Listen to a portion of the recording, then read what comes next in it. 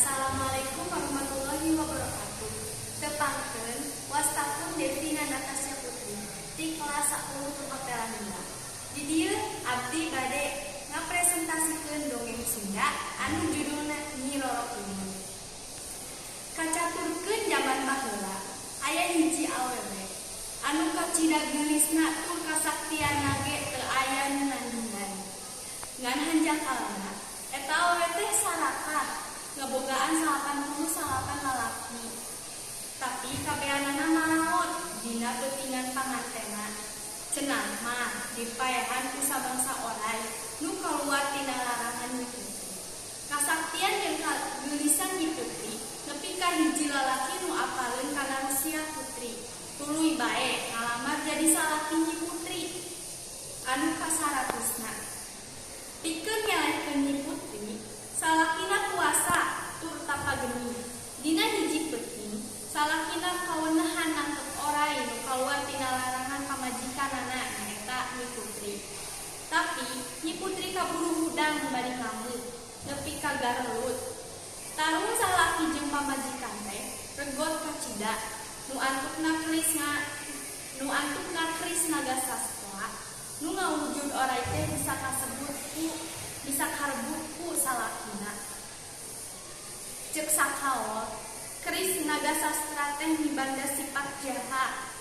Sing sahabae nu ngabogaan eta keris eta jalma ngagem ilmu sasar nu teu nuyu jeung papagon agama. Sanggeus eta keris dicekel ku salakina, Nyi Putri lumpat satakeun kebek ku salakina diudag nepi ka sisi basisir laut kidul. Tapi teu beunang sabab Nyi Putri kaburu ngajebur ka laut. Sanajan Nyi Putri geus eleh, tapi manehna embung sadar tur teu narima eleh.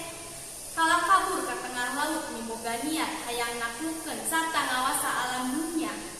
Sabada tilem ka jero laut Nyi Putri katelah Nyi Roro Kidul. Nepi ka kiwari, upana aya jalma nu sombong tur adiguna sarta goreng adatna tur kalindi. Cek sakao mah Nyi Roro Kidul sok werak sabab ngarasa kasaing tur kalindi. Cek sakao oge cenah upama paring rek ngalanto ka laut kidul teu meunang make baju upana hujog sabab cenah sok aya ombak anu kacida gedena. Salian ti eta nu datang ka laut kidul ulah mawa peso nu tungtung gagangna aya tandukan, bom nu leutik bom nu gede. Sabab ku cara kitu ge Nyi Putri ngarasa kalindi tur ngarasa aya sainganna. Sabab ngarasa dirina nu pangheulana boga eta peso sarta nganggap dirina ratu alam dunia nu pangkundulna sajana raya. Nuhun puntenna beli aya lepat. Assalamualaikum warahmatullahi wabarakatuh.